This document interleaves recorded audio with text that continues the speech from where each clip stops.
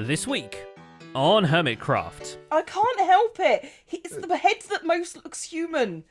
It is cute. Even, It has a look, balloon. it's even more human than Grian. Look at it. It's got a soul.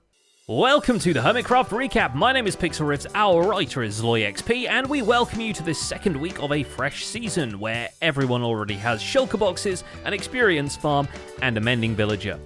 Now that Hermitcraft members have blasted through the progression of the game, they're turning their sights on industry, starting the first shops and games of the season. The bizarre land taxation scheme suggested by Iskall last week seems to have stuck, and for now, to put up a shop in the commercial district, one would have to pay a diamond block for every 100 square blocks of land they occupy. Surprisingly eager to give this idea a try, the hermits have been piling up their riches on a pedestal, not exactly sure what to do with them now. Maybe it becomes grant money for hermits doing projects for the good of the community. Perhaps it will become the prize pool for another server-wide minigame. Or it could just sit there as a monument to the sheer amount of wealth they can collectively accumulate. All we know is, given this bunch's track record, it's definitely getting stolen. And with that out of the way, let's take a look at all the events and mishaps that occurred on the Hermitcraft server this week. So, ladies and gentlemen, do you mind? So, ladies and gentlemen, dude. So, ladies and gentlemen. Starting with Etho, who tries to cheese the Wither only to have the Wither cheese him right back, escaping from under the end portal, trapping him, and eventually getting a few too many shots on target. So it's a lot easier to fight him this way than looking for a 3x3 bedrock area in the nether. Or at least I think it is. Oh no. At least when he returns, it's distracted enough by all the Endermen that he can take it down and claim his beacon ornament. It's all in the name of mining cobblestone more efficiently, the better to craft redstone components for his ice farm, because a man who's starting a network of ice roads in the overworld can't survive on just an ice spikes biome. Sustainable ice is only possible after buying some slime from Iskall in exchange for diamonds, parkour, toll road access, and psychoanalysis. What would one put in a junk chest? You can't. Now you looked. You've ruined it. That's more telling you about myself if you're asking the questions. With his ice farm complete, Etho looks ready to build his own Fortress of Solitude. Come back next week for the exclusive reveal of whether or not he's actually Superman. He's certainly taken over the title of Ice Queen from Stress Monster, who's more concerned with getting her greens early this season, setting up farms for sugarcane, cactus, bamboo, and melons. Armed with at least 2 things she can trade with villagers, and 4 librarians who are stacked with useful book trades, she instead opts to buy all the glass for a Zombie Cleo-inspired rainbow phasing out in midair above her jungle lake. And I have a lot of glass left over. It isn't the only rainbow connection she makes, and we're not talking about this sheep farm which seems to be trying to make a Jeb sheep via the compression method. We're talking about the glass shop she builds at the commercial district, bubbles of coloured glass oozing from the top of its clean, white concrete surface. Although she does call the glass ice at one point, so either she's experiencing withdrawal or considering a hip-hop career. Meanwhile, back at the jungle, one of her cheeseburgers may have gone missing. No! No! No! But at least no one took a good bite of him, unlike the testificates at Hypno's base of operations. Having heard of the fabled saved you from being undead discounts, Hypno singles out some especially nice traders for a quick talk about their pricing policies. Oh, there we go. Perfect. Sure, it takes him a bit of zombie wrangling and potion brewing, but that little extortion racket scores him a few sweet mending deals, which he sure could use now that a sizable chunk of Hypno's diamonds went to the Zero Death Club prize pool. All right, guys. So our villager is cured, but it's in the ground for some reason. What? A much bigger game is on Tango Tech's mind. Having chosen the Ravagers to be the golem killing mechanism for his newest farm, he sets off to catch some. The tricky part is, of course, that he will need them alive, and luckily, Cubfan is available to help him. After all, this is very much not Cub's first rodeo. Netherman, the other guy. Yeah. Hey guys, maybe stay out the nether. Hey, we got the hero of the village though. All right. This adventurous detour scores Tango 4 live Ravagers ready to bite golem ankles, and Cub gets their weight in iron. Tango Tech moves on to an endeavour just as explosive, a personal, cat-powered gunpowder farm. Not just explosive because haha creepers, but also since to even dig out the shell for it, he chooses to grind out a beacon, which local wither skeletons are not exactly helpful with. Worst loot boxes ever. Really, with this in perspective, the flower farm Tango made to help him craft concrete is such a peaceful and leisurely project. Good thing he added a skeleton farm to that. Wouldn't want to skip out on any violence. And this was totally not planned, I promise you. Look at this. Skeleton spawner right next to my flower farm. This is amazing. Cub fans' own goals are no less ambitious. Since nothing in the current real estate market differentiates between what kind of plot you're getting, Cub secures himself a spot right around the 0-0 coordinate. A piece of land so important deserves a fair amount of flair, and Cub delivers on it with 4 glitched unbreakable end crystals that still have their dragon beams intact. To explain exactly what's happening here, the end crystals that appear during the summoning of the dragon are actually invincible once the summoning begins. They disappear as a part of the ritual, but can be snatched before that with piston contraptions, which is exactly what Cub does. Another fun property they have is that their beams will always point towards the 0-0 coordinate, even when brought to the overworld via the portal, which makes Cub fans' new quartz shop a truly one-of-a-kind structure. Or it would be, if the things would render properly in the latest version of the game and didn't disappear when you approached them. And yeah, it was kind of challenging to move these because the ender crystals are invisible after you get past this line right here. Joe Hills takes an unconventional approach to the purchase of land in the shopping district, the first step of which is his best Iskall impression. Dear Hermits, I hereby suggest that in order to build a shop, you pay for the land you use by putting diamond blocks here. Buying 700 blocks of land up front, Joe chooses to spread them out across the entire island in the form of roads. Because let's face it, otherwise this entire island would have been commercial ventures clustered together like a bunch of grapes, and the space between shops would have had to be taken up by other shops. In a clever twist, Joe buys up the area around the nether portal, charging 50 diamonds for a permit to decorate it, and makes the roads out of materials his server mates will find mundane, like cobblestone, so that he can charge 30 more diamonds for the privilege of changing those.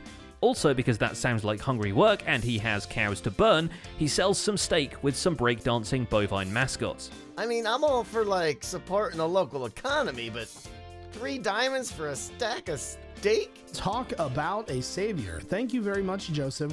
Elsewhere on the server, he begins work on a winery inspired by a Dungeons & Dragons location and puts together some emergency preparedness kits which are half Minecraft and half too real. Who said the shopping district had to be all about shops? Vintage Beef certainly doesn't, because his first contribution to the area is the minigame everyone's talking about, mostly because the name is written in the sky in 6-meter high letters and it's called Bone Zone. Let me just explain it to you right now. First of all, named after an upside-down sheep, the concept is simple. Invite your friends, place your bets on which of the 4 color-coded directions the sheep will walk, and watch as it stubbornly refuses to move for between 2 and 4 minutes. Oh, nice. Go back to the middle. Oh, this is it. Oh, wow. Yes, it's orange time. Yes. Oh, he loves the orange. Come on, Bone. You know, come on, my dude. You know you love the orange. Look at it. It's beautiful. Come on. It is immediately a hit, especially among those with some cash to splash around, and Beef returns to expand it into a souvenir shop selling brightly coloured wool powered by a sheep farm back at his seaside town, which he gives Etho an impromptu tour of, although we're pretty sure that Etho is just wondering how he got all the llamas to not walk around the sandy city like that. So Jelly, he wants one? I'm thinking about starting up another shop and selling llamas, actually, including delivery. Llama-rama coming soon, Etho. Just keep an eye out. Look, he doesn't even have full diamond armor. Oh, snap. Speaking of games Vintage Beef invented, in between expanding the town and detailing the streets, he gets invited for a round of aber caving by XB Crafted, which goes about as well as you'd expect. How much redstone did you get? 5. Okay.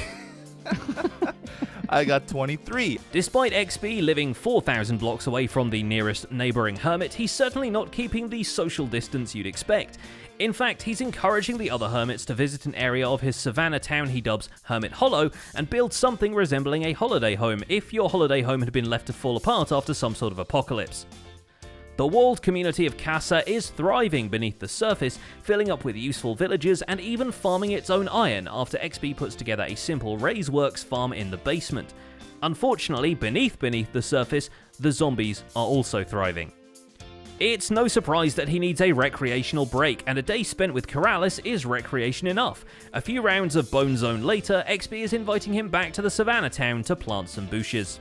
Still in the mood to go guesting, Keralis leaves XP's place only to go visit his old pals Doc M and B-Dubs, which is a whole can of worms we're not getting into just yet. For now, it is worth mentioning his shop for books of the enchanted variety that he paid with a diamond block head for.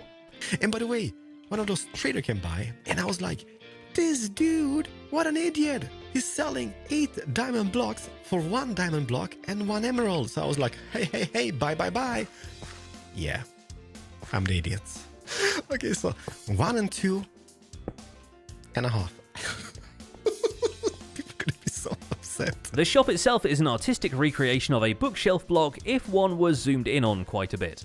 In the white rectangle beside it, one can purchase some mending for an affordable price of 5 diamonds per book, which is what Doc M then does too much of, buying Keralis out and reselling his stock in Doc's own much more humble and much more expensive reading kiosk. Well, at least it gets Keralis plenty of diamonds at once, which he then loses in Doc's little gambling den anyway. He found it like, oh crap, I'm out of stock, someone bought it all. Come on, you can't tell him. I'm not entirely sure Keralis understands free market economics. Just a point I'm saying. The rooms above the gambling den are much more innocent, especially after B-00 is done with them. After their dispute over the stolen beehive, B-Dubs promises to decorate Doc's master bedroom for him, which he does, but unfortunately Doc failed to specify a colour, so Candy Floss Pink seemed like the only logical step. Yeah, just a little bit of fluffy, lacy banner hanging down. That looks gorgeous. What? Okay. One sec, that took me a while to digest. Oh my god, he made us the most girly bathroom you could even... Why are there pink sheep heads? In the meantime, B-Dubs makes his own home comfortable for lodgers, figuring if Keralis wants to stay close to the casino, he could make a quick buck by giving him a nearby place to stay. Doc's reaction to the bedroom is mostly awestruck silence, but his revenge is much louder. Disconnecting Tango's victory chime from B-Dubs' basement bed, Doc replaces it with a super fast redstone clock and 3 village bells, which is enough to wake the dead along with B-Dubs himself. Isn't that the best alarm clock you can imagine? Oh, I hate it! What is this? Speaking of the dead, Doc is still a proud member of the Not Dead Yet club, and after he's done buying out all of Keralis' mending books, he saddles up and rides over to Dead Dog Gulch to place his stakes in the game of life. Meanwhile, back at the manse, B-Dubs successfully reels Keralis in with a jerry-rigged games cabinet, which, unfortunately for some, has a much higher success rate than Doc's casino. Oh! Oh no. Oh yeah! Oh! 3, 4, 5, 6, Oh 7. no! I win every time! Uh-oh. Hey! I pay for 2 nights. 2 for 2 nights? Okay. Okay. Ow! Okay. This is great. Okay, keep playing. Okay. Keralis soon makes himself a little too comfortable, and B-Dubs builds a pool in his backyard so that his, swimsuit can be put to good use. Doc is naturally horrified by B-Dubs beaching his whale, and investigates B-Dubs' redstone only to have a creeper accidentally blow part of it up. Luckily for him, his mending bookshop has been turning a quick profit, and he can restock his own casino just in time for Keralis to pay all Doc's own diamonds back into the system and perpetuate this whole snake eating its tail thing. After installing a pufferfish dispenser to make sure Keralis doesn't spend too long in the pool, he heads far out into the ocean beyond Goat Bay to get started on his mega base for the season, beginning by setting up a fox-powered berry farm in the sky. Doc isn't the only one pushing out to sea, because Impulse doesn't spend long on dry land this week. His main endeavour is the Guardian farm, which ends up relying on Guardian's pathfinding to collect them at the sides, and then dumping them all into the middle to be entity crammed or swiped with a sword as required. It's useful as a quick solution because he already has various people knocking on his door looking for Dark Prismarine, Sea Lanterns, or the other assets he's managed to scrape together. What he keeps is going into his offshore base, which is slowly coming together thanks to a quick end raiding trip and the acquisition of a few shulker boxes, allowing him to move out of the desert town. But before long, duty calls, and between him and Tango, they find a way to link up as many people's nether portals as possible to above the nether ceiling. Impulse takes it one step further, and after testing out his favourite bedrock breaking procedures, he constructs his first shop of the commercial district, a scale model of a bedrock cube offering bedrock breaking as a service. Now this is nice. This is exactly why we chose to do the shopping district on the Mushroom Island. I didn't do any lighting. There is no lighting. There is no spawn proofing. This is super simple, and I want to keep it this way. False Symmetry, in the meantime, picks a much more extravagant partner for her end adventure. Together with Zedaf, they spend a whole lot of time and effort flattening and submerging the central end island, just so they get to brag about killing the dragon while in a boat. Unfortunately, no amount of water can protect them from friendly fire. I don't want to shoot you in the back of the head. No, that's fine. I think if you might have just shot me. I think I did. I got the ding of approval. Their overworld projects are amusingly backwards as well, seeing as how Zed's zombie Plinko machine is all about the mobs falling down, and False's Guardian farm is all about them jetting up. The former is a randomized undead execution system, which is hilariously not a gambling apparatus despite being modeled after a pachinko machine.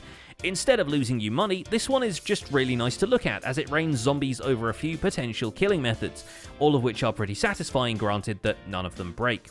Head squish, head squish, head squish, head squish, head squish. Just as satisfying are False's Guardian laserfish being blasted right out of the depths, only to helplessly drop into the grinder campfires to the sound of False gushing over how easy this farm was to build. Still, there is one grand prize waiting for those with enough grind time to claim it, the Zombie Cleo Headhunt, brought to you by Zombie Cleo's Head, which itself was brought to you by Vintage Beef, ironically. Willing to murder me a bit. I'll do it. a little too eager. Yay! The rules are many and in-depth, but the gist of it is if you sign up now and start bringing her custom heads as soon as the competition starts, you might win this here pile of diamond blocks. The only fine print to look out for is that PvP is not allowed, and the heads all have a point value, meaning some are more valuable than others. As far as headhunts go, it promises to be quite a bit more entertaining than the one Tango had to endure, or the one Azuma went through for that matter. Which was the same headhunt really. X was also on the lookout for a wither fight, just a very, let's say, customized one. Be really, really safe, and there it is, the bee wither! Having defeated a beether and gotten himself a beacon, Azuma donates it to charity, which is what we'll call the Mining Mesa and Mining Desert intersection on the outskirts of the map, where no one can see the disastrous impact the whitelist has on the environment. For a much more renewable coloured block source, X puts together an automated wool farm, but not a collection system for that automated wool farm. I don't have a collection system! Well, I guess I could stand here on a temporary basis, but the smart thing to do would be to put a hopper minecart below it. His bee milking facility gets a facelift as well, in the shape of a mildly squished honeycomb, so the workers inside feel at home and also somewhat threatened, no doubt. This comes in the same video as Azuma putting in his Commercial District honey shop, which on paper is supposed to be an overflowing honeypot, but in practice resembles more of a vomiting mimic. TFC is an equally busy worker bee, although he's been on the server infrequently enough to still be rocking stone tools. That hasn't stopped him clearing out a few layers of hillside in his base area and starting the authentic TFC brand branch mine.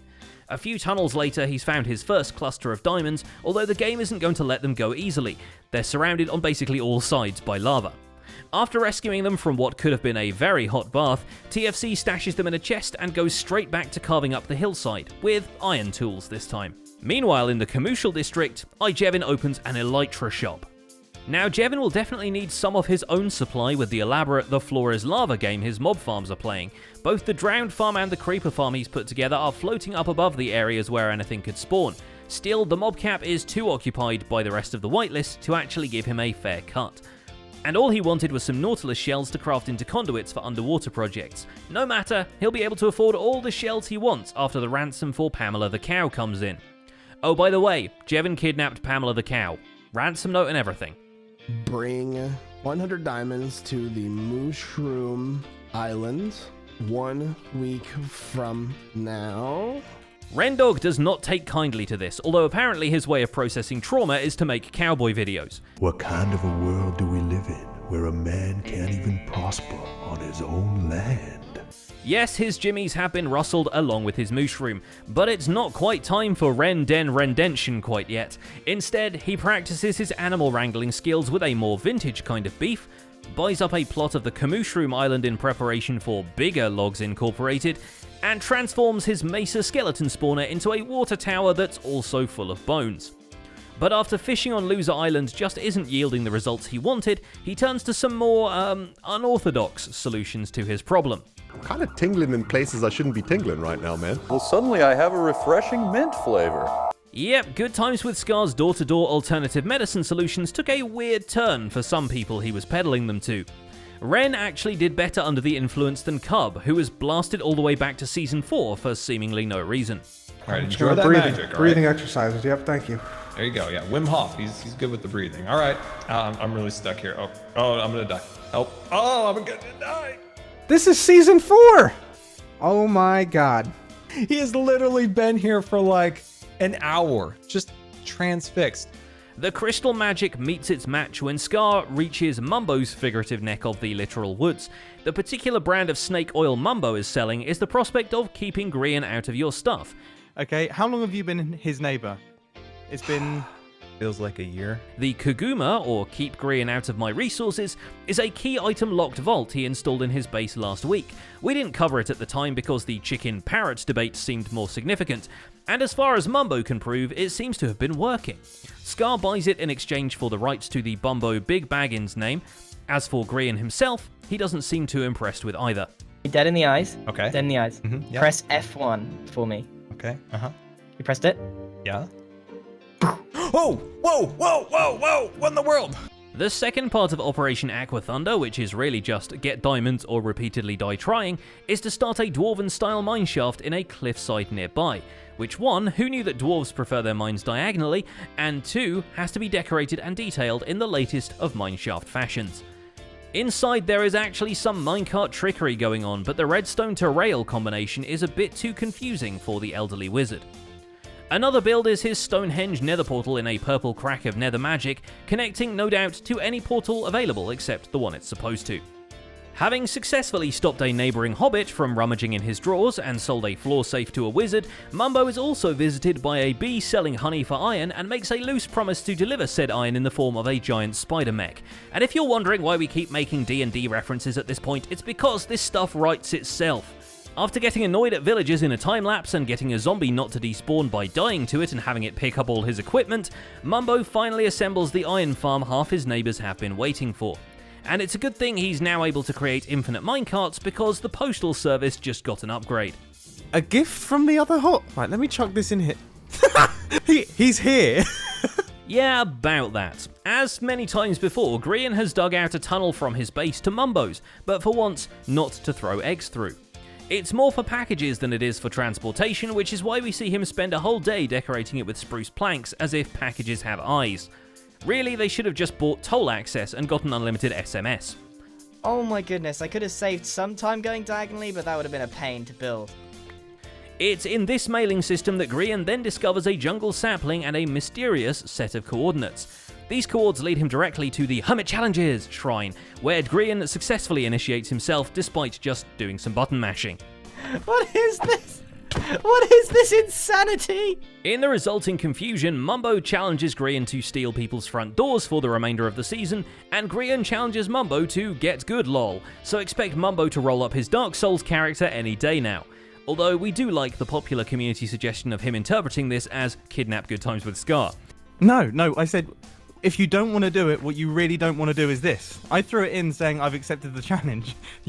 Oh no! Did you not listen? Did you not hear anything that I just said, dude? You threw it into the fire! You've now got to remove doors for the whole season, dude.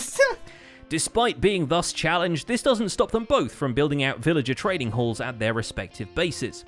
Mumbo, however, has to deal with the additional challenge of Iskall filling his base with slime, because thanks to his beekeeping experiments, building an Ilmango-designed tree farm, and various zero-ticking things, Iskall has been running short on iron, and he figures iron for slime is a reasonable trade.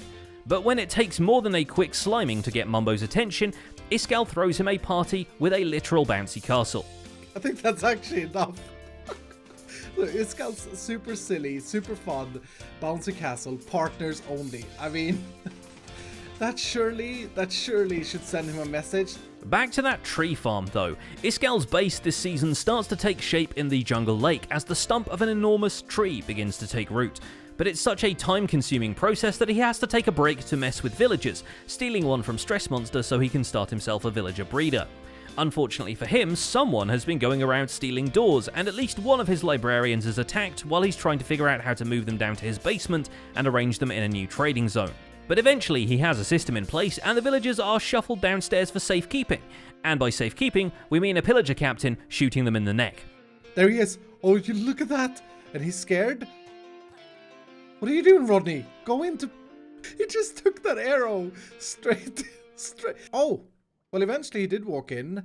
And that's about it for this week's recap. Our writer is LoyXP, and my name is Pixel Riffs. I have no concept of how to advertise myself anymore, so just go watch my Skyblock series. The latest episode is in the end screen theatre. Don't forget to leave a like while you're still here, and subscribe so you don't miss future recaps. Thanks for watching, and we'll see you next week.